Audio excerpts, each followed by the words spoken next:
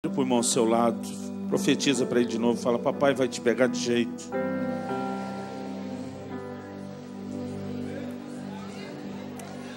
Eu quero tentar nessa noite, Cristi, te explicar por que essa, como disse aqui, ela é a canção tema dos nossos cultos domésticos. Desde 2008 eu tive uma experiência com Deus que tem me feito repensar, entender algumas coisas. Independente de talvez ter organizado a doutrina da coisa como eu vou fazer ou não, tem uma percepção que você conseguiu pegar do coração de Deus sobre a relação com Ele, sobre paixão por Ele, sobre intimidade com Ele, que é o que Deus desesperadamente está tentando trazer para essa geração. E eu acho que é mais do que só a letra, existe algo por trás dessa canção que Deus ainda vai te surpreender com aquilo que Ele vai fazer. A gente tem sempre, e é muito bom ter esse sentimento quando a gente está contigo, a sensação de que a gente está perto de alguém que não só ama o Senhor, mas consegue mexer com Deus, chamar a atenção de Deus. E alguma coisa em relação àquilo que eu vou falar tem a ver não só com a experiência que a gente está vivendo e precisa ser repartido, mas com algo que o seu coração tem buscado e pelo qual você tem chorado diante de Deus. Eu creio que, de alguma forma, essa é uma noite não só de ensino, eu amo ensino, mas onde Deus vai estabelecer um trilho profético para muitos ministérios aqui, mas de um momento em que algumas dessas verdades que você vem gemendo por anos, dizendo isso tem que ser entendido, vai começar a ganhar um lugar de expressão. Amém? A sensação que a gente tem é que Deus olha para você e diz: minha menina. Obrigado, é um prazer estar aqui, poder servir você e o que Deus tem te confiado. Abra sua Bíblia, por favor, no Salmo 27, no versículo 4. Irmãos, eu nunca prestei tanta atenção nesse versículo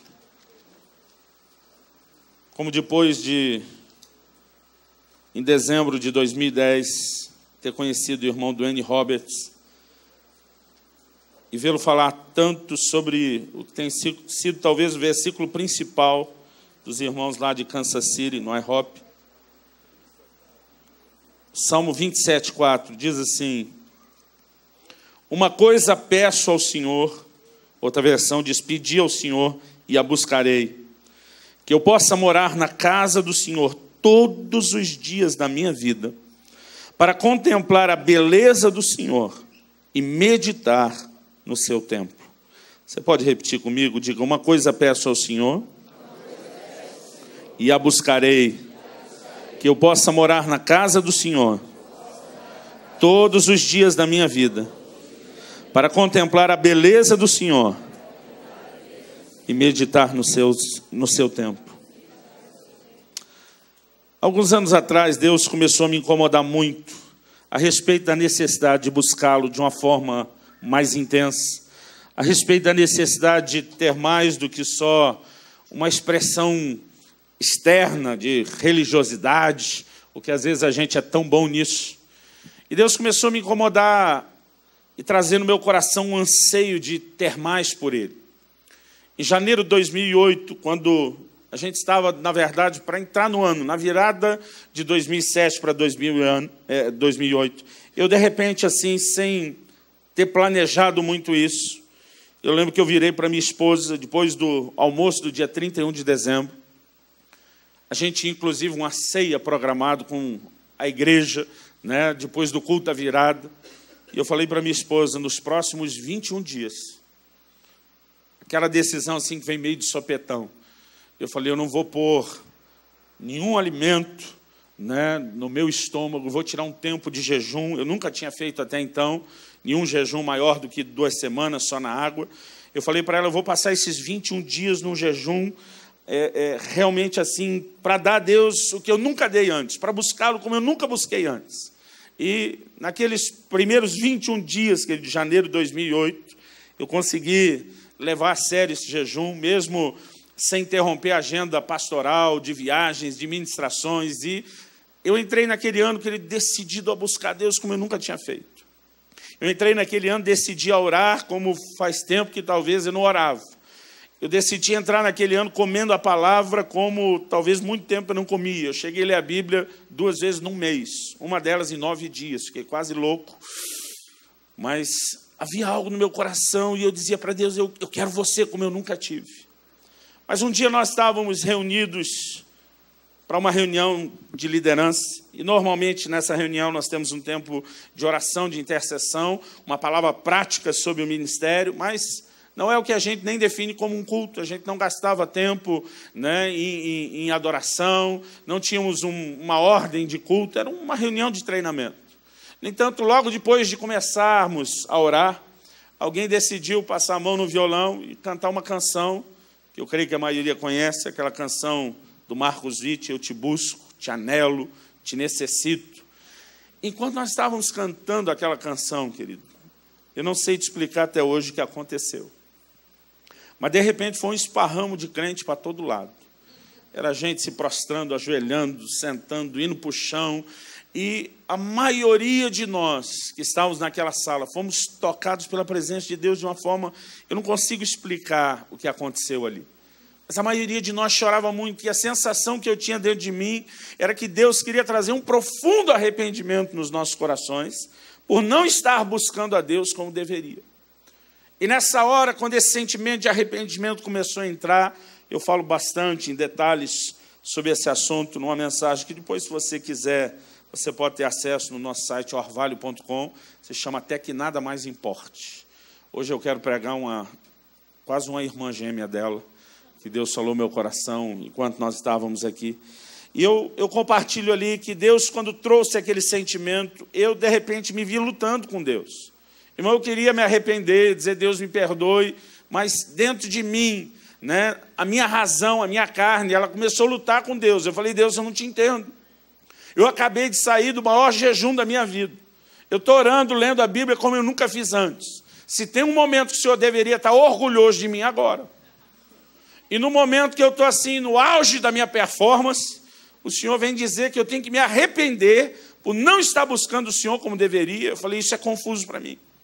Irmãos, eu resisti, né? E eu fui muito leviano e dou graças a Deus, que Deus é Deus. Irmão, se fosse eu, Deus, e alguém falasse comigo do jeito que eu falei com Deus aquele dia, eu acho que eu esmagava que nem um inseto rapidinho, metia o pé em cima. Eu falei para Deus, quando é que vai estar bom para você? Eu falei, se nada disso está bom para você, lógico que eu não verbalizei, está tudo aqui dentro de sentimento. A minha indagação era, quando é que vai estar bom para você? Foi quando eu ouvi de Deus uma frase que virou o tema dessa outra mensagem. Deus me disse, até que nada mais importe. Ele disse, filho, o que eu quero de você não é essa performance toda. Ele diz, realmente você está orando mais, você está jejuando mais. O Senhor me disse, você está lendo bastante a Bíblia. E eu tinha me determinado, querido, para cumprir o que estava no meu coração, da quantidade de vezes que eu queria ler a Bíblia. Eu tinha me programado em relação ao tanto de capítulos que eu tinha que ler por dia. E naquela disciplina, às vezes eu chegava tarde em casa, cansado, né? Não tinha terminado de ler a cota diária de capítulos. Lá ia eu do lado da cama, às vezes, morrendo de sono, mas eu ficava lendo até altas horas, até cumprir, até pagar a cota antes de dormir. E Deus começou a falar ao meu coração, e Ele começou a dizer, filho, o que eu quero de você não é esse esforço que você está fazendo. Ele diz, o que eu quero de você não é a disciplina apenas de me buscar. Ele diz, o que eu quero de você é a vontade de me buscar. O que eu quero é entrar num lugar onde eu me tornei tão importante para você que tudo o resto perde a importância. E eu me lembrei de uma situação onde eu tive que discutir ou tratar de uma discussão de um casal da igreja. Eles me chamaram para uma conversa e o marido estava indignado. Falei, pastor, eu preciso da sua ajuda aqui. Ele virou para a mulher e disse, essa mulher é uma louca.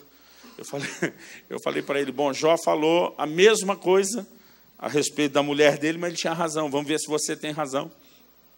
E ele falou, pastor, são mais de 20 anos de casado com essa mulher, né, por anos e anos, me buzinando, dizendo que ela quer que eu vá com ela no supermercado fazer compras. Eu falei, eu acredito, irmão, eu tenho visto isso muito, inclusive na casa de meus pais, eu cresci assistindo isso. Né? Minha mãe querendo que meu pai o acompanhasse a fazer compras. Ela diz, pois é, depois de 20 anos, eu decido atendê-la. Eu vou com ela ao supermercado. E quando nós voltamos, ela diz, eu prefiro que você não vá nunca mais. Ele disse, quem que entende uma mulher dessa? Ele estava revoltado. Aí a irmã, muito educada, muito controlada, ela ergueu a mão assim, tipo, posso falar? Eu falei, pode, irmã. Ela falou, pastor, eu nunca quis que ele fosse comigo no supermercado. Quando ela falou isso, você ficou doido.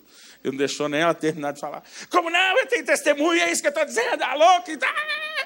Ela disse, por favor, deixa eu falar agora. Ela diz, meu bem, eu nunca quis nesses 20 anos que você fosse no supermercado. Sabe o que eu queria? Ela diz, o que eu queria é que você quisesse ir. Irmãos, o que ela falou foi tão profundo que levou uns 10 minutos para entender. Ela disse para ir do jeito que você foi, meu querido. E depois ficar reclamando da demora, resmungando de tudo, voltar murmurando do jeito que você fez. Ela falou, eu prefiro que você não vá nunca mais. Ela diz, eu não queria que isso fosse um fardo sobre você. Ela olhou para mim e disse, pastor, às vezes eu cobro do meu marido conversar mais. Ele diz, não tem tempo. Aí eu chamo ele para ir para o mercado, para a gente conversando enquanto empurra o carrinho. Ele disse que é muito tempo sem ter o que fazer. Ela diz, o que eu queria, e é profundo como uma mulher consegue ser romântica até na hora de fazer compra. Né? Ela diz, eu imaginei que ele ia andar segurando na minha mão, conversando comigo, o tempo que nós íamos passar juntos ali. E eu sei, querido, que o homem e a mulher são muito diferentes. Por exemplo, o marido pega uma listinha de compra, ele vai pegar exatamente aquilo. Né? E, inclusive, o homem sofre um profundo emburrecimento quando se trata de tarefa doméstica. Às vezes o cara é um líder assim, extraordinário no ramo de trabalho dele, mas quando chega na hora das coisas de casa, ele sofre um profundo emburrecimento, uma limitação enorme. Eu costumo sempre dizer que se tiver na listinha lá uma lata de leite condensado, o homem vai parar o carrinho e vai pegar exatamente uma lata de leite condensado e colocar no carro, no carrinho de compra. Agora, como que a mulher faz? Ela para, aí ela olha no verso. Essa receita eu não tenho, ela põe. Essa eu já tenho, de lado. E se tiver 3 receitas novas, ela vai pegar 3 latas de leite condensado. E aí o homem implica, não era uma, mas agora significa que se tem estocado, irmão, leva mais tempo para comprar depois. Eu não acho que existe nem certo e nem errado, mas por alguma razão aquele irmão não conseguia entender o clamor, o grito do coração da esposa, querido, que não era para cumprir uma tarefa, não era para executar uma responsabilidade, não era para fazer algo só porque tem que ser feito. O que ela queria é que, na verdade, aquilo tudo fosse uma grande desculpa para que os dois pudessem estar juntos. No início do meu casamento, tinha dificuldade com algumas coisas para entender com a minha esposa. Ela dizia, vamos assistir um filme hoje? Eu dizia, vamos. Que filme você quer ver? Ela, tanto faz. Eu dizia, nem um gênero específico, mesmo se for, não for um filme específico, talvez, um gênero, não, tanto faz. Às vezes ela dizia, vamos comer fora? Eu dizia, onde você quer comer? Tanto faz. O que você quer comer mesmo? Tanto faz. Eu dizia, amor, você não sabe o que quer? Ela dizia, o que eu quero é estar com você. O resto, ela diz, não importa. E eu demorei para entender isso, irmão. Porque muitas vezes o homem é tão prático que ele é focado em tarefa, ele é focado em performance, em alvos, em determinação. E a gente às vezes fica perdido no meio disso tudo. O que Deus começou a falar comigo naquele ano de 2008, querido, que o que Ele quer não é apenas que eu e você o busquemos, mas que a gente queira buscá-lo. Que exista algo no meu e no seu coração de nós estamos tocados por Ele de tal forma. E eu creio, querido, se tem um grupo que tem sido levantado por Deus para oferecer essa mensagem ao mundo nesses dias, são esses nossos irmãos lá do IHOP. Eles acabaram de realizar, no fim do ano, agora uma conferência. Estava ouvindo hoje a Nível e o Gustavo compartilhar como foi quando eles estiveram lá, né, do One Thing, de uma coisa. E nessa conferência o tema era Jesus, nossa magnificente obsessão. E sabe, algo que Davi está falando nesse texto, querido, que revela o seu fascínio por Deus. E é sobre isso que eu quero falar nessa noite. Fascinados por Deus. Davi diz aqui no Salmo 27, no versículo 4, ele diz, uma coisa eu peço ao Senhor e eu vou buscá-lo. Pensa num cara, querido, que como rei podia ter o que quisesse. Pensa num cara que chamou a atenção de Deus e mesmo da parte de Deus poderia receber muita coisa. Mas pensa num cara focado, ele diz, uma coisa eu quero. Ele diz, eu vou buscar isso. Ele diz, eu quero habitar no santuário, no templo do Senhor. Ele diz, eu quero contemplar a sua formosura, a sua beleza. Davi, querido, queria não apenas aquele lugar onde a presença de Deus se manifesta, mas ele diz, eu quero viver neste lugar porque eu quero te admirar, Deus. Davi estava dizendo, eu sou tão apaixonado por você, eu quero tanto descobrir quem você é. Existe, querido, no coração dele algo que nós precisamos parar para pensar nisso. Tentando falar a muitos de vocês que estão envolvidos aqui no Ministério de Louvor, eu quero te dizer o seguinte, querido, o que talvez a gente possa chamar, sem medo de errar, de o maior líder de louvor e adoração da história, Davi. Um cara que foi chamado homem segundo o coração de Deus, não que era perfeito, e a Bíblia é honesta em mostrar que esse camarada errou, e às vezes errou mais do que muitos de nós em algumas áreas. Mas existia algo em Davi que chamava a atenção de Deus, a ponto de Deus olhar e dizer, esse homem é segundo o meu coração. E o que Davi tinha, querido, é algo muito interessante, tem a ver com essa paixão por Deus, esse fascínio por Deus, o desejo pela presença de Deus. E nós não podemos negar o quanto isso chamou a atenção de Deus. Por exemplo, de todos os tabernáculos e templos que você vê construídos no Velho Testamento, o mais simplinho, como diria o caipira, foi o de Davi. O tabernáculo de Moisés era de uma riqueza de detalhes, né, de uma obra artesanal, sobrenatural. Deus diz, eu vou encher Bezaleel e Aholiabe com o meu espírito. Deus estava dizendo, esses homens vão fazer o que nenhum artista, nenhum artesão poderia. Né? Você olha para o tabernáculo, uma beleza, não só na maneira como ele foi construído, mas em toda a simbologia que tem por trás dele. O templo de Salomão, então, nem se fala, né? Aquilo era uma glória só. Mas quando Deus olha para trás, e no livro de Atos, no capítulo 15, a gente vê isso. Se você puder, abra lá comigo em Atos, no capítulo 15. Quando Deus olha para trás, e ele manifesta, querido, saudade de um desses ambientes, o único que Deus menciona. E quando eu digo saudade, é porque Deus queria de volta. Tiago, nesse momento, um líder de grande destaque na igreja de Jerusalém, ele diz assim, conferem com isso as palavras dos profetas, no versículo 15, como está escrito, Atos 15, 16. Cumpridas essas coisas, voltarei e reedificarei o tabernáculo de Davi, e levantando das suas ruínas, restaurá-lo-ei, para que os demais homens busquem o Senhor, e também todos os gentios sobre os quais tem sido invocado o meu nome, diz o Senhor, que faz essas coisas conhecidas desde os séculos. Tiago aqui está citando uma palavra profética de Amós, que está lá no capítulo 9 de Amós.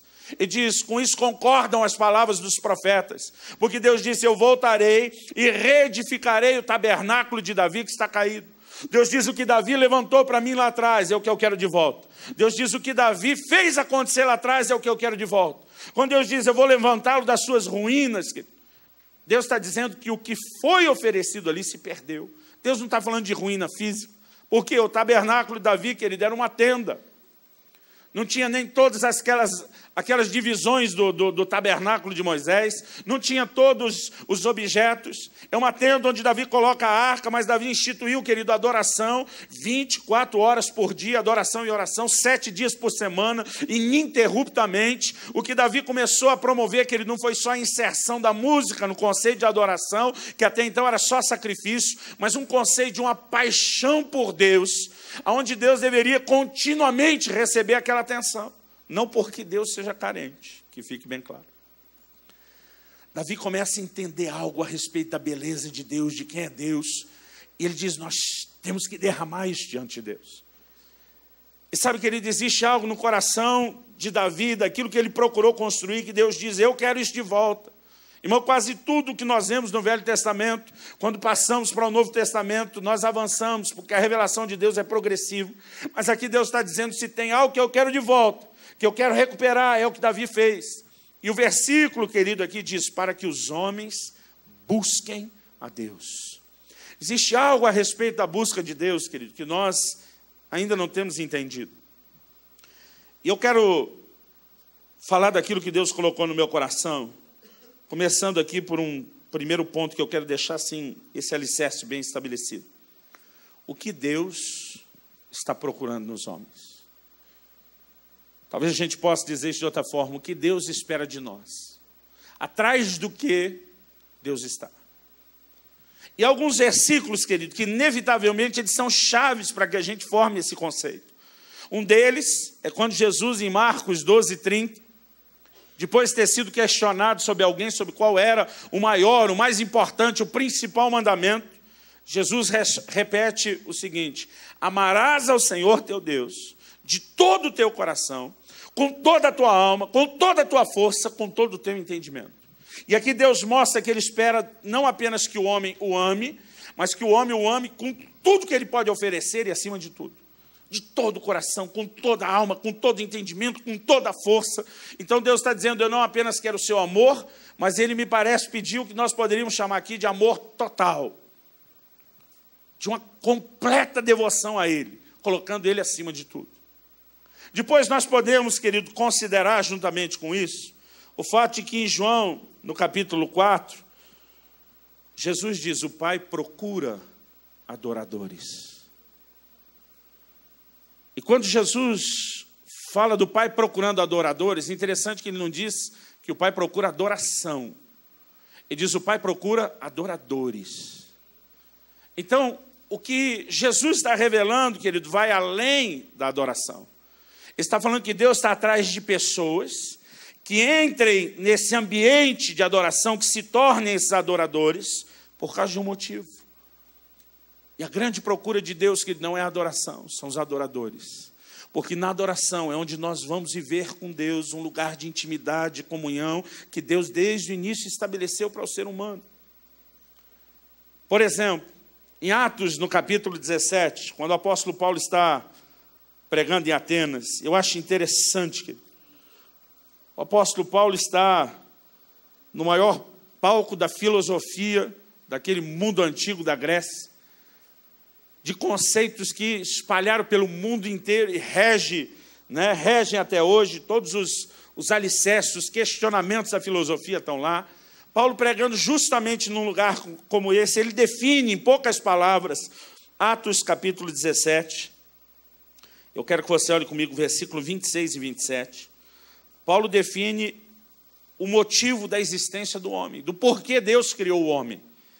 Ele diz assim, de um só, e é óbvio que ele está se referindo a Adão, fez toda a raça humana para habitar sobre a face da terra, havendo fixado os tempos previamente estabelecidos e os limites da sua habitação, versículo 27, para buscarem a Deus. Diga comigo, para buscarem a Deus.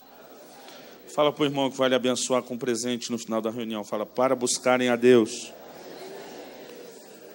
Agora, olha o que o texto diz. Se porventura, tateando, possam achar, bem que Ele não está longe de cada um de nós. A Bíblia diz, Deus não está longe, Deus não está fugindo, Deus não está se escondendo, Deus quer ser achado, mas Ele espera que o homem o procure, ainda que na limitação de uma cegueira espiritual, que ele vá se enxergar, tateando, apalpando. O que Deus espera, querido, é que o homem o busque. O homem foi criado para buscar a Deus. Você pode dizer amém? Agora, Jeremias acrescenta algo mais. Aí, em Jeremias 29, 14, Deus usando o profeta diz assim, buscar-me-eis e me achareis, porque o propósito da busca é encontrar. Jesus diz, todo que busca, encontra. O propósito da busca é o que nós vamos encontrar, você pode dizer amém? Mas Jeremias diz, buscar-me-eis e me achareis, quando me buscardes de todo o vosso coração.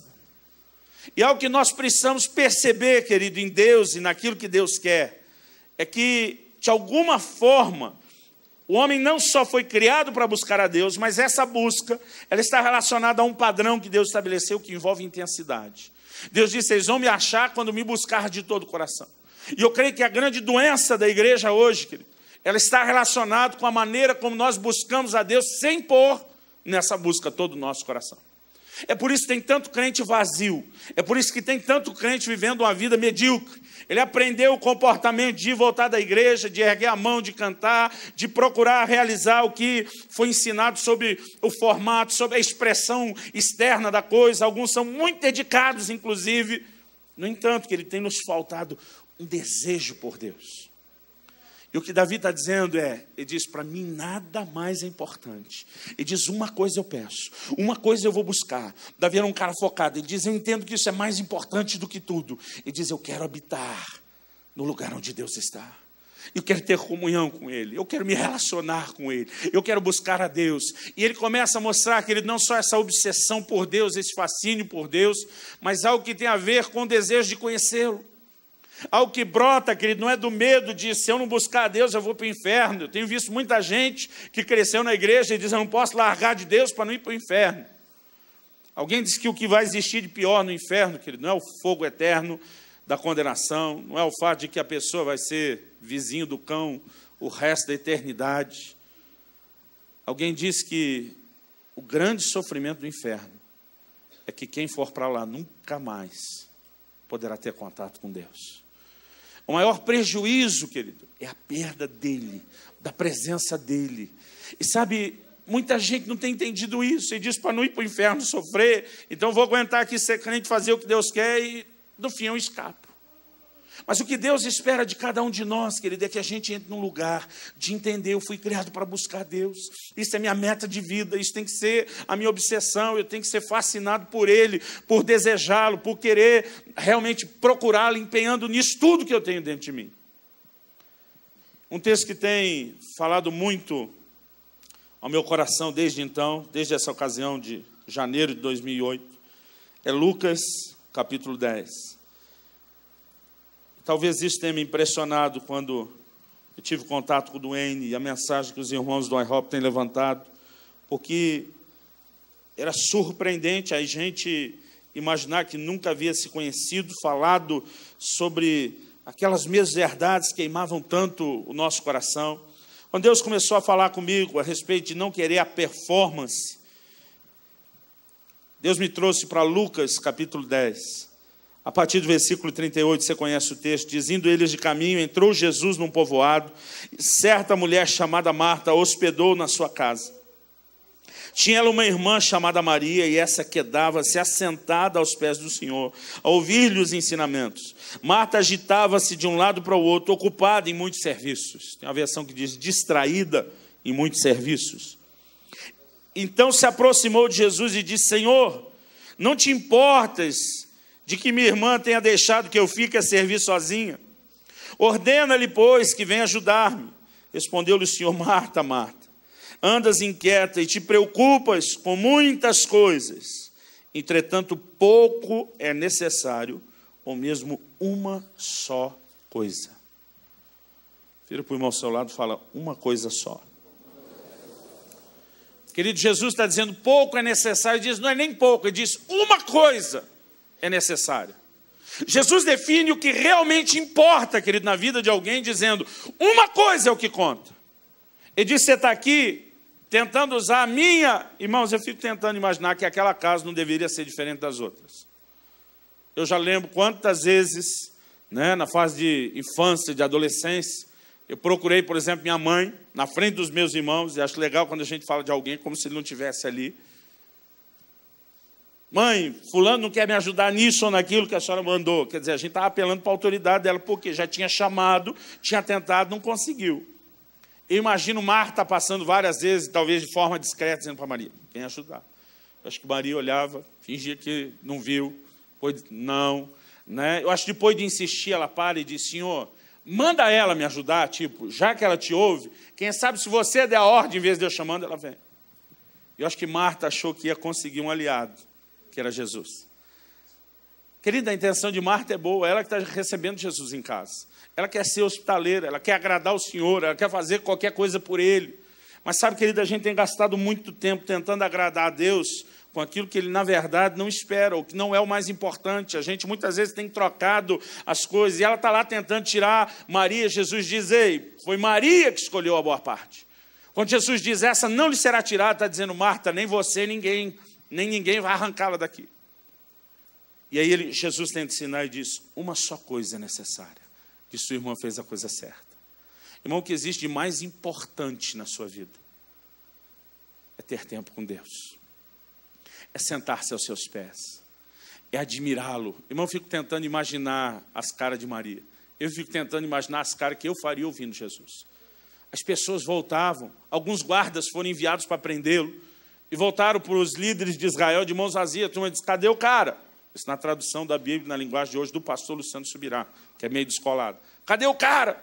Os guardas dizem assim, nunca ninguém falou como esse homem.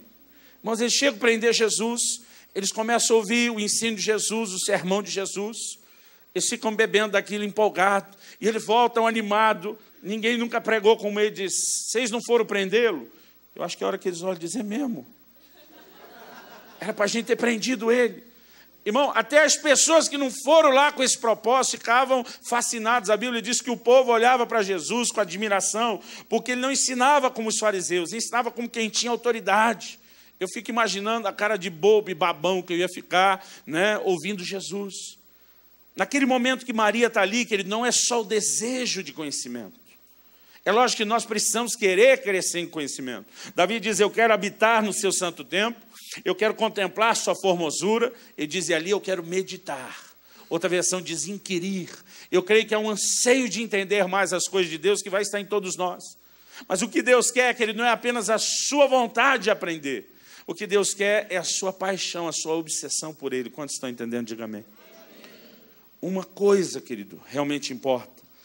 Abra sua Bíblia comigo em Filipenses, no capítulo 3. Filipenses, capítulo 3. Versículos 7 e 8. Paulo diz, o que para mim era lucro, isso considerei perda por causa de Cristo. Sim, deveras considero tudo como perda, por causa da sublimidade do conhecimento de Cristo Jesus, meu Senhor, por amor do qual perdi todas as coisas e as considero como refúgio para ganhar a Cristo. Querido, qual a diferença do evangelho vivido pela primeira geração apostólica e o que nós estamos vivendo hoje? Que hoje as pessoas vêm para Jesus e para a igreja para conseguir as coisas. Naquela época eles vinham para perder. Eles sabiam que iam ser perseguidos. Paulo diz, o que para mim era lucro, tudo de bom nessa vida, tudo do qual eu podia me orgulhar. Ele diz, eu tive que considerar perda, eu tive que jogar fora. Ele diz, por amor dele. Ele diz, todo o resto eu coloquei de lado, eu me desinteressei de tudo. Ele diz, eu fiquei apaixonado, foi pela sublimidade do conhecimento dele. Não é conhecer sobre ele, é conhecer a pessoa dele. Você entende a diferença? Paulo se mostra, querido, cativado por essa mesma coisa que Davi está falando lá atrás, por essa mesma uma coisa que Jesus está falando para Marta, e diz, o que eu quero é ele. E eu lembro que naquele dia, querido, naquele dia de 2008, quando nós estamos lá chorando, e Deus traz aquele sentimento de arrependimento, e eu estou querendo lutar contra aquilo, dizendo, quando é que vai estar bom para você? E Deus me trouxe aquela palavra, até que nada mais importe. E diz, quando você chegar ao ponto, onde você me deseja mais do que tudo, que todas as outras coisas perderam a sua importância, que todas as outras coisas perderam o seu valor, Deus diz, você vai chegar onde eu espero que você chegue. Querido, o que Deus quer que eu e você o busquemos de todo o coração. E por que a gente vai pôr tudo de nós nessa busca? Se ele ainda não se tornou a nossa maior obsessão. A gente tem que ser fascinado por quem ele é. A gente tem que desejá-lo mais do que tudo. Você pode dizer amém? Quantos estão entendendo? O que Davi está falando aqui, querido, é algo realmente profundo. Davi diz no Salmo 27, nosso texto base, e diz, uma coisa eu peço ao Senhor. E diz, eu também vou buscar isso. E diz, eu quero morar na casa de Deus. E diz, é ali que eu quero gastar meu tempo, é ali que eu quero gastar minha vida. E quando ele diz assim, que eu possa morar na casa de Deus todos os dias da minha vida, eu creio, querido, que Davi está expressando algo que não pode ser visto de outra forma, que é puramente espiritual. Quando você olha para a vida de Davi, querido, o que Davi mais queria, ele queria construir uma casa para Deus. Davi era inconformado que a casa de Deus era só uma tenda. Davi dizia, eu quero construir um palácio. Uma vez ele fala isso para o profeta Natan. Natan, empolgado com o projeto, diz, vai que é tua. Na tradução da Bíblia na linguagem de hoje, do Galvão Bueno. Natan diz, vai, Deus está com você nisso. Quando Natan sai, Deus tem uma conversa com ele e diz, que história é essa de vai? Volta lá arrumar o que você falou. Natan vem e diz, Deus falou que não é para você construir nada. Não é você que vai fazer isso. Seu filho vai poder fazer isso, mas você não. Querido, a obsessão de Davi era edificar uma casa para Deus. Ele diz para Natan, a minha casa é melhor que a de Deus. Porque até então, querido, todo o entendimento da religião e do relacionamento com Deus tinha a ver com toda a aparência, com o formato externo. Agora, quando Deus lá na frente está falando que ele tinha saudade, não era das melhores, nem das mais belas casas ou tendas. Deus diz: o que eu quero foi aquilo que Davi me deu. Não era o formato, querido, não era a aparência, não era o prédio, era o coração que Davi pôs. Ele diz: nesse lugar nós vamos adorar a Deus e vamos buscá-lo 24 horas por dia, 7 dias por semana. Deus vai ser a nossa maior obsessão. Quando ninguém estiver vendo, quando ninguém estiver olhando, nós não vamos fazer isso para agradar os outros, nós vamos estar aqui por causa dele. E quando Deus olha lá na frente, Deus diz: é isso que eu quero de volta. Você entende a diferença entre o que o homem acha importante e o que Deus considera importante? Davi diz: não, eu tenho que construir um templo suntuoso para Deus, eu tenho que fazer isso, aquilo. Lá na frente Deus está dizendo: Davi, o que eu queria era aquilo de antes. Então, se Davi tinha essa obsessão de construir a casa por julgar que o que Deus tinha antes era pouco, qual era o atrativo daquela tenda para Davi dizer: eu quero habitar aqui? O atrativo não era natural. Não havia ali nenhum conforto, não havia ali nenhuma beleza. Não tinha nada naquele lugar, querido, para um rei que teria à sua disposição, quisesse dizer: não, eu quero estar nesse lugar.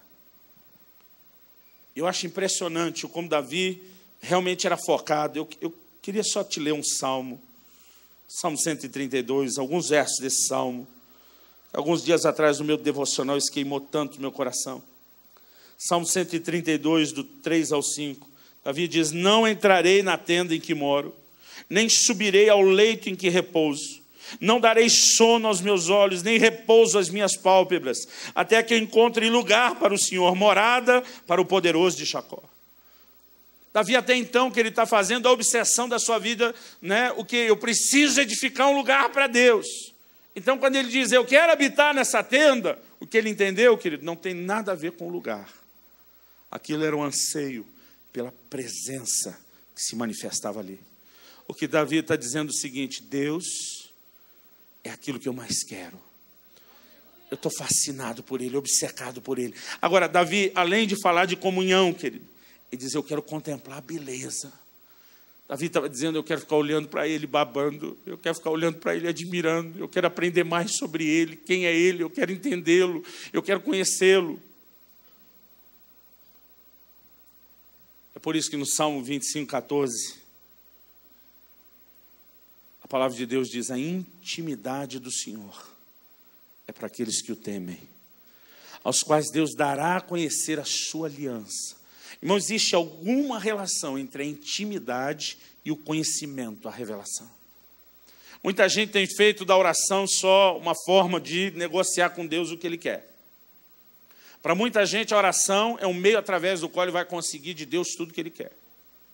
Irmão, não sou contra isso. Eu prego oração e fé. Foi Deus que nos ensinou a pedir, a crer e a receber. E eu creio que Ele quer fazer isso nas nossas vidas. O problema, querido, é que nós olhamos para a oração quase como se fosse só um meio de, através disso eu consigo de Deus o que eu quero. E oração é mais do que isso. Quando você olha para Jesus no Getsemane, dizendo: seja feita não a minha, mas a sua vontade, você vai descobrir que a oração deveria ser um lugar de quebrantamento, onde você morre para você. E a oração, querido, não é só o ambiente onde você consegue de Deus o que quer, mas parece ser um ambiente onde Deus vai conseguir de você o que Ele quer. E aí Jeremias diz assim: invoca-me que te responderei. Mas ele não para aí, porque oração não é só isso. Eu clamo, Deus responde. Eu peço, Deus atende. Ele diz assim: anunciar-te-ei coisas grandes e ocultas que não sabes. A oração, que ele deveria ser um ambiente de revelação. O lugar secreto, que ele não é só onde eu vou pedir a resposta de Deus e alcanço. Deveria ser um lugar onde eu começo a descobrir sobre Deus coisas que eu nunca vi, que eu nunca entendi. Eu começo a entrar num lugar de revelação e compreensão de quem Ele é. Paulo falava: eu quero conhecer a Cristo. Conhecer a Cristo, no entendimento de Paulo, que ele não era conversão. Muitas vezes nós estamos pregando e perguntando para alguém: você já conhece Jesus? Como se conhecer a Jesus fosse só a experiência de conversão. Irmão, pensa num cara para quem Jesus apareceu várias vezes. Pensa num cara que diz: eu fui levado ao terceiro céu, eu ouvi coisas inefáveis. Mas ele diz: eu preciso conhecê-lo. O que ele estava dizendo? Que o conhecimento é progressivo. E nós precisamos ter cada vez mais. E não importava o quanto Paulo já conhecia dele, talvez mais do que a maioria dos crentes que já pisaram nesse planeta. Ele estava dizendo, eu sou obcecado por ele, eu quero mais dele, eu quero entendê-lo. E essa paixão deveria nos revelar algo. O propósito de Davi, que era o propósito de Paulo, que era o propósito de Maria, que deveria ser o meu e o seu, é cultivar comunhão e intimidade. E comunhão e intimidade, que ele não é só o direito de você estar lá e deitar no colo do Senhor, dizendo, isso aqui é só para mim e mais ninguém. A comunhão e a intimidade, que ele tem a ver com o seu desejo de estar lá, com o quanto você vai aproveitar o estar lá. Quantos estão entendendo? Diga amém.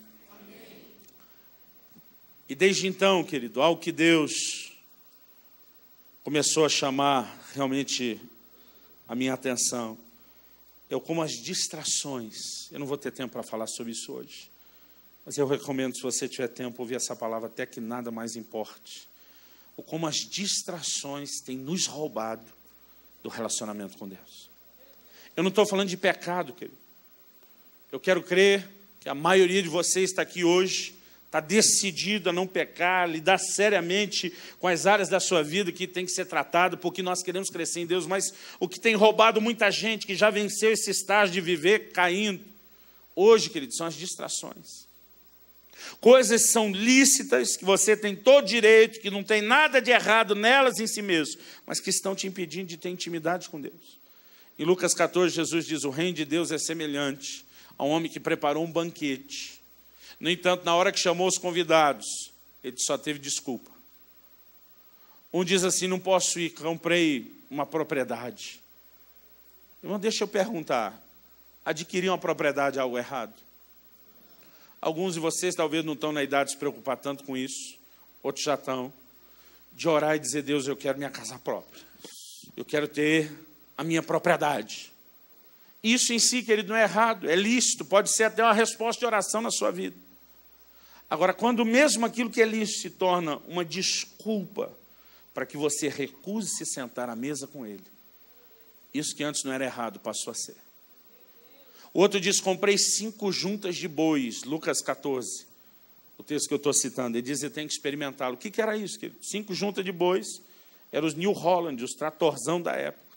Um cara que tinha 5 juntas de bois para arar a terra, para semear, para colher depois, isso significava um aumento da produtividade.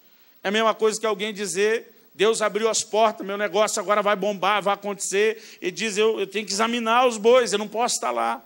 Irmão, eu creio que Deus quer te fazer prosperar, Deus quer te conceder mais, mas quando essas coisas se tornam uma desculpa para não estar com Ele, aquilo que até então era lícito se torna errado. O terceiro diz, casei-me, não posso ir.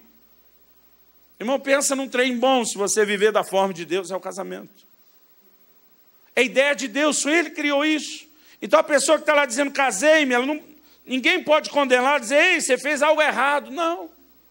Agora, usar isso, querido, que é a vontade de Deus, que é um presente de Deus, como desculpa para não fazer aquilo que Deus espera de você, isso é errado. E nesse nosso contato com os irmãos lá do IHOP, a gente tem aprendido muito. E uma música que minha esposa assim, gosta muito, da Miss Edwards. Para mim é tão difícil falar esse sobrenome. Não vou nem repetir, porque é o que eu chego mais perto do certo, tá, irmão? Ela tem uma canção chamada Olhos de Pomba. Essa afirmação de me dê olhos de pomba, ela está no livro de Cantares. E durante muito tempo, muita gente não entendeu. Eu estava ouvindo uma explicação a respeito disso, que a pomba, até Jesus quando diz, né, para ser prudente como a serpente e simples como a pomba, ele se refere que ele dá um dos animais, né, mais simples. De todas as aves, o menos arisco é a pomba. Quando você está andando num lugar que tem muita pomba, eu tive o privilégio de ir com a minha esposa para Veneza, na Itália, e aquela famosa praça São Marcos, chamada, irmão, pensa num trem que tem pomba. Você tem que usar para não pisar nela, ou para não ser bombardeado de cima, né? E aquele monte de gente andando, quase pisando nelas, e elas não estão nem aí. Mas uma coisa interessante, querido, é que a pomba, ela não tem uma visão multifocal, ela não consegue enxergar muita coisa ao mesmo tempo. A pomba, normalmente, ela fixa numa coisa só. E o entendimento que esses irmãos têm trazido, de justamente o livro de Cantares, que fala dessa paixão, dizendo, me dê olhos de pomba, é uma forma de dizer, eu quero enxergar só você. Eu não quero enxergar muitas coisas. Eu não quero ter muitas distrações. E nessa canção, Olhos de Pomba, a Miss Edwards, ela diz o seguinte, me dê uma devoção sem distração, que eu tenha olhos apenas para ti. E eu creio, querido, que isso é algo que Deus está procurando trazer aos nossos corações. Agora, eu acho que a preocupação de Deus, querido, não é que você tenha um olho pobre ou pouco olho. O que Deus quer é que Ele sozinho encha os seus olhos. Você entende a diferença? Avança comigo para o livro de Apocalipse. Abra comigo Apocalipse capítulo 4, versículo 8. Eu confesso que eu nunca tinha dado muita atenção ao detalhe do que eu quero repartir nesse texto. E Deus usou o Duane, mesmo antes da gente ler ou traduzir seu livro Uma Coisa. Nós estávamos ministrando um evento juntos em São Paulo, na Coalizão Apostólica. E de repente ele faz um comentário sobre esse texto que caiu como uma bomba dentro de mim. Apocalipse 4:8, falando dos 4 seres viventes, assim, e os 4 seres viventes, tendo cada um deles respectivamente 6 asas, estão cheios de olhos ao redor e por dentro. Não tem descanso nem de dia nem de noite, proclamando Santo, Santo, Santo é o Senhor Deus, o Todo-Poderoso, aquele que era, que é e que há de vir. Eu lembro do dia que ele leu esse texto e disse, gente, essa cena é comum. O que João viu não há novidade. Irmãos, acredita-se que o profeta Isaías tenha vivido em torno de 700 anos antes de Cristo. Alguns falam até de 600.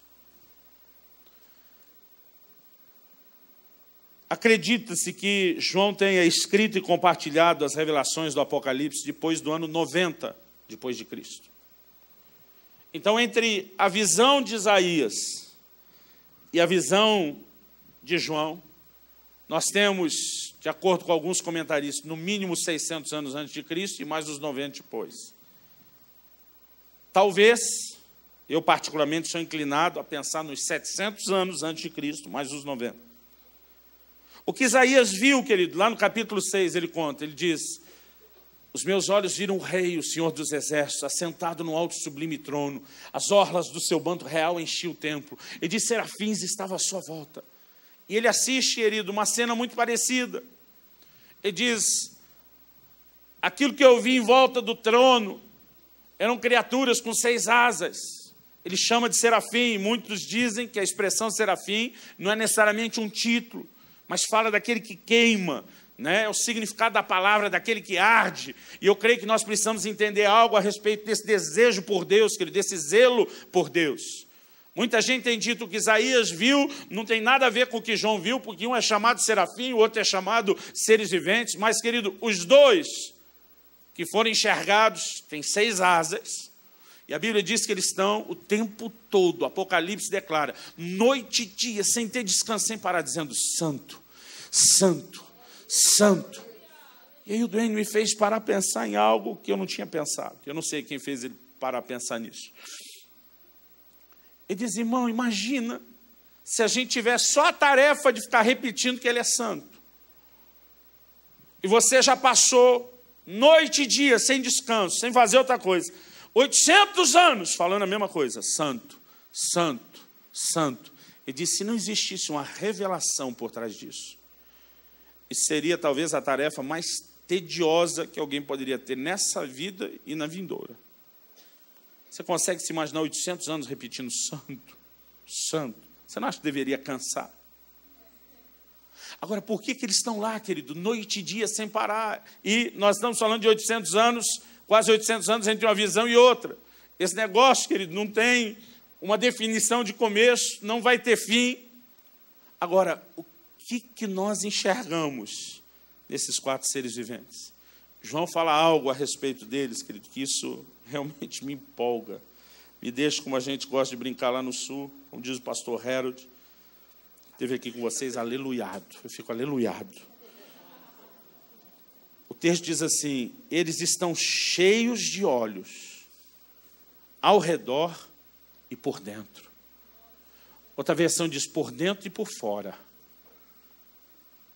Cheios de olhos. Irmão, você consegue imaginar uma criatura que, além de ter 6 asas, ela é cheia de olhos? A Bíblia diz pela frente e por detrás, por dentro e por fora. Esses são só olhos. Eu não sei o que você entende disso, mas eu entendo Deus dizendo que só os 2 olhinhos que eu e você temos não são suficientes para admirar tanta beleza.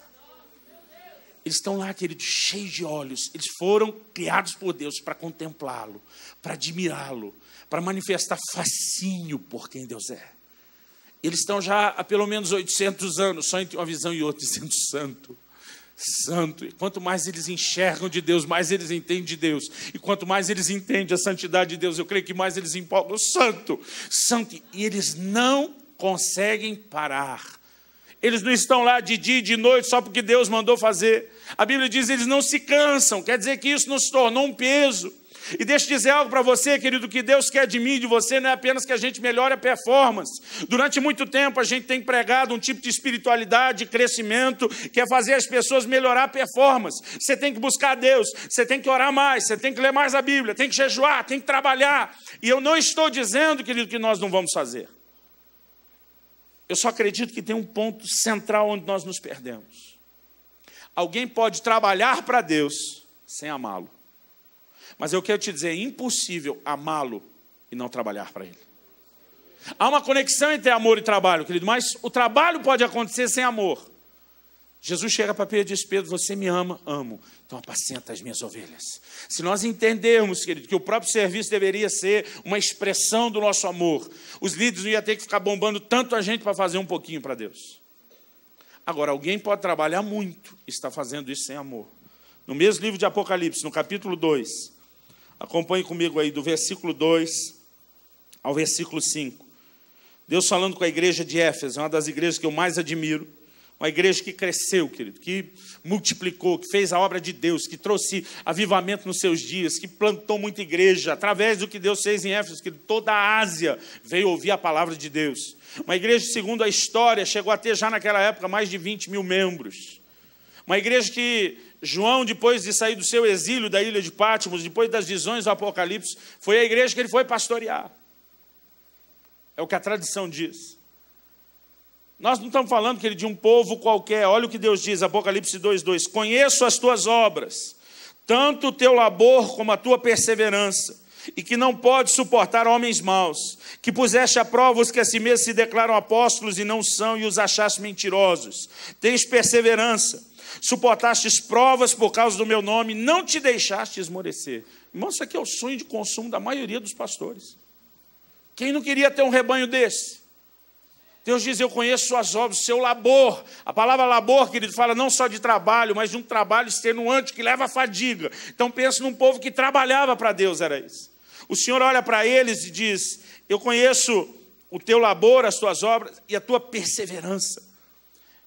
Essa turma, querido, não parava, não tinha o que cansava eles. Apesar da fadiga do trabalho, eram perseverantes, dizendo: nós não vamos interromper isso. O Senhor diz: olha, vocês me levam a sério. Vocês não querem ver brincadeira nem falsificação dentro do reino. Vocês colocaram à prova os que se dizem apóstolos e não são, e acharam eles mentirosos. O Senhor disse: vocês suportaram provas por causa do meu nome. E ainda assim não desanimaram.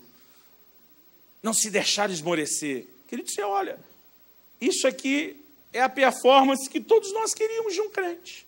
Agora olha o versículo 4 e 5.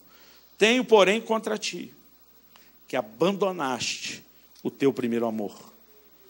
Lembra-te, pois, de onde caíste, arrepende-te e volta à prática das primeiras obras. Se não venho a ti, moverei do seu lugar o seu candeeiro, caso não te arrependas.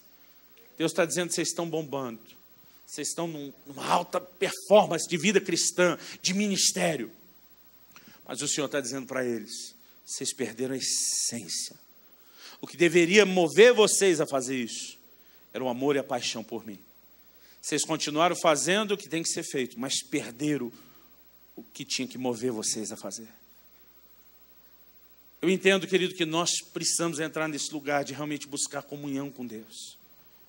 Irmão, não tenho dificuldade de trabalhar. Eu sou desses meio hiperativo.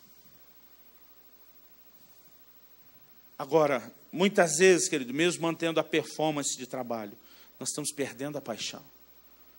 E algo que Deus começou a falar no meu coração foi: eu não quero só que você se obrigue a orar mais. É lógico que é melhor você ter uma disciplina de oração do que não orar. Eu prefiro um crente que se obriga a orar do que o que não ora. Eu não tenho vontade. Eu já aprendi, querido, que eu vou ter tempo com Deus. Quer eu tenha vontade, quer não, quer eu sinta, quer não. Agora, se é melhor orar por disciplina do que não orar, melhor do que orar por disciplina, querido, é orar por paixão. Você não consegue ficar sem aquilo. Você diz: Deus, eu preciso. Eu estou sentindo falta. E, ultimamente, querido, eu tenho sido tão invadido por um sentimento de saudade de Deus. Eu não sei explicar isso. Eu andei dizendo esses dias na igreja, falei: irmãos, a sensação que eu tenho é que não é a gente está buscando a Deus, parece que Ele que está buscando a gente. Mas nós vamos, em algum momento, querido, ter que fazer a nossa parte. Deixar apenas de nos dedicar. Eu não estou falando contra a dedicação, querido, mas da gente ir além da dedicação. Você pode dizer amém? Davi diz: uma coisa eu peço ao Senhor, mas ainda que ele peça a Deus, porque ele sabe que sozinho ele não vai chegar onde deveria, ele chama para si a responsabilidade e diz: e a buscarei, que eu possa morar na casa do Senhor todos os dias. Davi diz: eu vou buscar isso, mesmo pedindo a Deus, porque alguns crentes agem, querido, como se isso fosse responsabilidade de Deus, como se Deus tivesse que pegar você e empurrar para esse lugar todo dia, e não é o que Deus vai fazer. Jesus disse: é responsabilidade sua. Ele diz: você entra no seu quarto, é você que tem que entrar. Fecha a sua porta, é você que tem que fechar. Fala em secreto com o Pai, é você que tem que falar. O que o Pai vai fazer? Se você fizer a sua parte, Jesus diz, Ele te recompensará. Você vai ver que valeu a pena. Você vai encontrar o propósito da sua busca. Agora, nós temos que chamar, querido, para nós a responsabilidade. Porque muitos de nós, às vezes, passamos uma vida desejando. Eu já vi tanta gente dizendo: se eu pudesse viver só para Deus. Se eu não tivesse que trabalhar, estudar, fazer nada disso. Se eu pudesse viver só para Ele. E alguns, querido, eles confundem o ministério em tempo integral com vagabundagem total. Eu quero fazer nada. Eu digo: querido, se você não consegue buscar Deus enquanto você tem muita coisa para fazer, você não vai buscar quando você não tiver. Jesus disse: é simples assim a equação. Se você é fiel no pouco, vai ser no muito. É infiel no pouco, vai ser no muito. Eu me lembro, querido, de uma fase quando Deus me pegou de jeito. Trabalhava, estudava, tinha alguns estágios, os trabalhos todos da igreja. Na época a gente realmente trabalhava muito. Irmão, fiquei 2 anos sem assistir um filme. Agora pensa no cara que gosta de um filme. Mas eu dizia: se eu tiver 2 horas para ver um filme, significa que eu tenho 2 horas para orar. E durante 2 anos eu dizia: essa minha vida não me permite ver filme, eu tenho que orar. Agora, sabe o que é engraçado? Não querendo dizer, eu queria ter meu tempo para buscar Deus, mas não sacrifica nada para buscar Deus. A gente fica se enganando, querido. Sabe, existe algumas coisas a respeito de Deus que não depende dele, depende de mim e de você. Por exemplo, quantos querem entrar no lugar das águas profundas do rio de Deus? Diga amém. Ezequiel diz: o anjo me levou a um rio, ele mediu 1000 côvados, são 500 metros aproximadamente, 1000 quilômetros. Ele diz: e quando nós andamos, porque essa era a maneira que se media os 1000 côvados, medindo com a vara e caminhando, e diz: eu cheguei a um lugar onde as águas davam no tornozelo. Mais 1000 côvados, mais meio quilômetro, e as águas já davam no joelho. Irmão, você consegue imaginar um rio desse? Sendo 1 quilômetro, margem adentro, só chegou água no joelho. Aí diz: eu andei mais meio quilômetro, mais 1000 côvados, águas nos lombos, para cima da cintura. Ele diz: só depois de 2 quilômetros, águas para se nadar. Algo que eu descobri sobre o rio de Deus, é que o rio não vem até você. É você que tem que entrar no rio. O propósito de Deus é que a gente relacione com o rio. Há um rio, diz a Bíblia, cujas correntes alegram a cidade de Deus. E eu quero te dizer que eu sinto esse rio fluindo aqui hoje. Apocalipse diz, essas águas saem do trono de Deus, emanam dele. O livro de Ezequiel diz, por onde elas passam, tudo volta a viver. Agora, no entanto, querido, não são essas águas que vão vir atrás de você. Você precisa entrar no rio. Jesus chega para Marta e diz, Marta, para tudo. Para, Marta. Uma só coisa é necessária. Para, Marta. Uma só coisa é necessária. É hora de nós começarmos a chamar, querido, para nós essa responsabilidade de dizer, eu vou fazer acontecer. Eu vou gastar tempo com ele. Para mim já era um desafio, querido, e eu me dediquei por muitos anos. Tem que ler a Bíblia, eu vou ler com ou sem vontade. Tem que orar, eu vou ler com ou sem vontade. Isso para mim durante muito tempo já era um desafio, mas eu dizia, é possível, nós vamos fazer. Mas Deus começou a dizer, filho, eu não quero que você faça só por fazer. Eu quero que você queira fazer. O que Deus está procurando, querido. E eu creio que talvez essa é a razão, porque Ele nos fez com direito de escolha, com livre-arbítrio. Ele nunca quis que ninguém de nós fosse forçado a fazer nada. O que Deus quer é cativar o meu e o seu coração. Querido, como Deus quer conquistar o meu e o seu coração. Até que a gente chegue nesse lugar, que a gente se perca nele. Paulo diz, o resto é esterco. Ele diz, tudo que antes era lucro. Ele diz, eu não quero saber de mais nada. Eu quero é Ele. Eu quero conhecê-lo.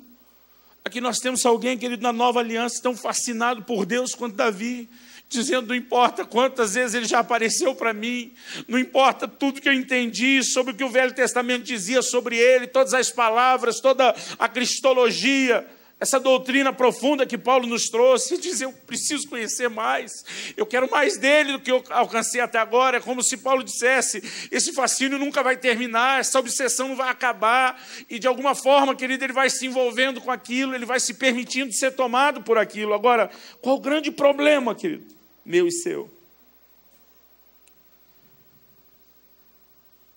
Nós temos tentado manter a performance, mas nós temos perdido a paixão. Às vezes alguns acham que isso é uma crise. Deus não chama de crise, Ele chama de pecado. Ele diz, arrepende, é pecado. Porque se amar a Deus de todo o coração é o maior mandamento, então não amá-lo de todo o coração, querido, e se a definição de pecado é a quebra da lei de um mandamento, a gente poderia dizer que isso está entre os maiores pecados. E aí estamos lá, eu e você, cheios de performance, produtividade, mas um coração seco. Deus diz que está errado. Que Deus não quer adoração. Deus quer o adorador. Adoração é a desculpa. Adoração é a forma através da qual a gente se encontra. O que Deus quer, querido, é aquilo que quando a gente vai adorar deveria oferecer. O fascínio por Deus. Outro dia eu falei com uma pessoa e falei, não consigo louvar muito a Deus, não tenho o que dizer. Eu falei, então você tem que conhecê-lo. Porque o importante é que não é o linguajar que você vai aprender. Eu nunca esqueço, eu era ainda adolescente. Eu vi um pregador mencionando um evento que a gente estava, a oração que ele ouviu de uma moça, novinha que estava à frente. Não tinha nada, nenhuma carga de religiosidade naquela adoração. Eu disse assim, Jesus, você é a cerejinha do meu chantilly. Sabe, querido, a gente tem que se perder nele, conseguir entrar nesse lugar. E quanto mais você descobre, outro dia eu estava orando e falei, Jesus, você é o cara.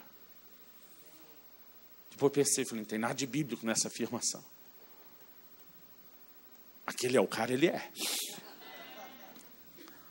Às vezes eu fico pensando, tudo que a Bíblia revela sobre os atributos de Deus, a bondade de Deus, o amor de Deus.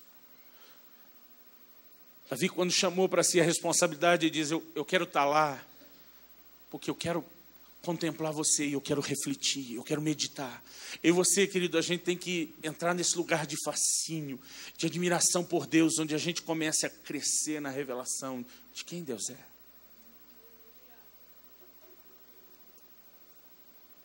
Uma palavra profética dada por um homem que eu respeito muito, Smith Wigglesworth, o apóstolo da fé, foi um dos maiores ícones do movimento pentecostal.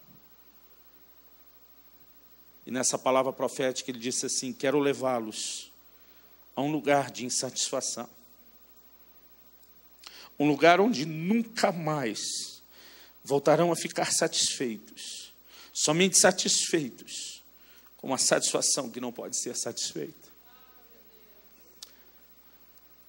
Esse é um momento, querido, onde Deus está tentando provocar a mim e a você. O que falta para a igreja hoje, querido, não é alimento. O que falta para a gente é fome.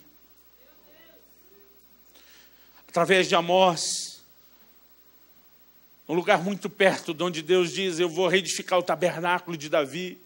Deus diz, eis que vem dias, diz o Senhor, em que enviarei fome sobre a terra. Não fome de pão, nem sede de água, mas de ouvir as palavras do Senhor. Deus não disse, eu vou enviar pão, Deus diz, eu vou enviar fome. O que nos falta não é pão. O que nos falta, querido, não é o que beber de Deus. O que nos falta é o anseio por isso. E nessa noite, querido, eu quero te dizer que se você realmente quer agradar a Deus, você precisa ir além de toda uma performance no seu ministério de louvor e adoração. É importante a excelência na musicalidade, claro que é. É importante você se esmerar, aprender a fazer o melhor, é claro que é. Mas mais importante do que todas essas coisas importantes, é que você não perca o fascínio por Ele. Porque sabe, querido, eu vou te dizer uma coisa, falando dos outros, não de você. Na maior parte das igrejas, não só que eu pastoreei, mas viajando por esse Brasil e o mundo, eu percebo que a maioria dos líderes de louvor e adoração, eles não fazem questão de ministrar nas reuniões menores. Sabe o que isso me faz entender? Que eles estão fascinados pelo ministério de louvor, não por Deus. Porque quando vão estar diante de poucas pessoas que vão apreciar o seu trabalho, eles já parecem não ter a mesma empolgação. Agora, quando vai ter um bom público, que vai conseguir olhar o que eles estão fazendo, então parece haver uma gratificação e uma disputa pelas maiores reuniões. A gente gosta muito das canções da Misty. Eu perguntei ao Dwayne Roberts, qual a probabilidade da gente trazê-la num evento para o Brasil? Ele falou, difícil, hein? Eu falei, a agenda dela é muito cheia. Ele falou, não, esse é o problema, a agenda dela é muito vazia. Ela não aceita encher. Ela tem um compromisso com a casa de oração. Ela disse que ela foi chamada para ministrar diante de Deus. E ela faz isso na casa de oração o tempo todo. E que as pessoas podem ser abençoadas por meio dos CDs dela, que ela não precisa fazer grandes concertos e apresentações. Ele dizia o que ela quer aquilo. Normalmente as equipes têm 2 horas, querido, um turno de 2 horas. Ele me diz, a Misty chega a ter 2 turnos, porque para ela não basta ter um só. Eu tenho pensado, querido, como eu e você precisamos aprender sobre a fascinação por Deus. Eu não vim aqui apontar o dedo para você. Eu não vim aqui bater em você, querido. Eu vim rasgar meu coração e dizer, eu tenho aprendido muito. Tenho sido corrigido por Deus. Mas eu sinto cada vez mais Deus dizendo, o que eu mais quero é você. Não é o que você faz, eu quero você. É lógico que a gratidão, querido, nunca vai me impedir de fazer. E ao compartilhar, querido, aquilo que Deus tem nos corrigido e nos ensinar, se a carapuça lhe servir, e eu espero que sirva. Então, eu espero que você, junto comigo hoje, possa se colocar diante de Deus e ter a sinceridade de dizer, Senhor, me perdoa pela falta de interesse que existe no meu coração. É lógico que há momentos, querido, que você paga um alto preço. Deus sabe o que você fez para estar aqui recebendo dele. Eu não estou dizendo que você não faz nada. Mas há momentos, querido, que parece que a gente esquece tudo que fez para estar com ele. E a gente deixa de dar valor. Eu gostaria que a gente pudesse colocar diante do Senhor e ter sinceridade de dizer, muitas vezes eu não estou fascinado por você como em outros. Eu não estou apaixonado por você como em outros momentos. Eu não estou tão desesperado por você como eu deveria. E nos falta, querido, essa devoção sem distração. Eu gostaria que depois de reconhecer que nós temos falhado, que você não se permitisse colocar debaixo de culpa. que você pudesse fazer como Davi. Uma coisa eu peço ao Senhor. Então nós vamos orar dizendo: Deus nos ajude. Mas nós não vamos jogar só para Ele. Nós vamos dizer: eu vou buscar isso. Nós vamos chamar a responsabilidade dizendo: eu vou correr atrás. Mas o meu clamor, querido, é que nessa noite Deus traga fome no seu coração. Um desejo descontrolado por Ele, por conhecê-lo, por tê-lo. Você aceita esse desafio? Começa a falar com Deus. Vamos nos colocar diante dEle.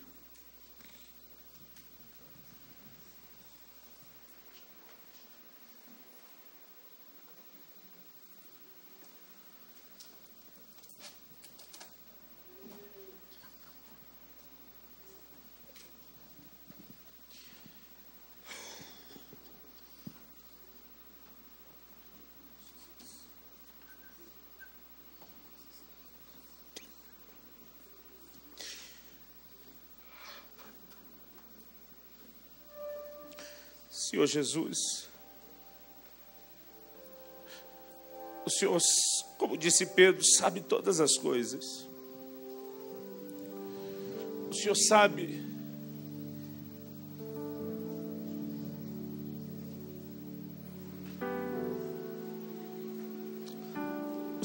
que nós lhe amamos.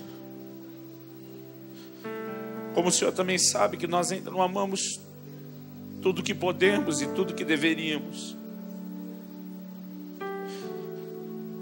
Nós queremos, como Pedro, reconhecer que te amamos, mas não amamos tudo que devia ainda. Perdoe-nos, Senhor, pela falta de paixão, pela falta de interesse, pela falta de fome, pela falta de obsessão, pela falta de fascínio pelo Senhor. Perdoa-nos, Senhor. Perdoa-nos. Mas nessa noite nós buscamos mais do que o teu perdão. Nós clamamos pelo cumprimento da tua palavra, de que o Senhor traria fome, sede. Eu oro que o Senhor nos ajude, ó Deus, a nos desprender de tudo aquilo que é terreno, temporal, de tudo aquilo que tem nos distraído tanto, que tem nos prendido tanto.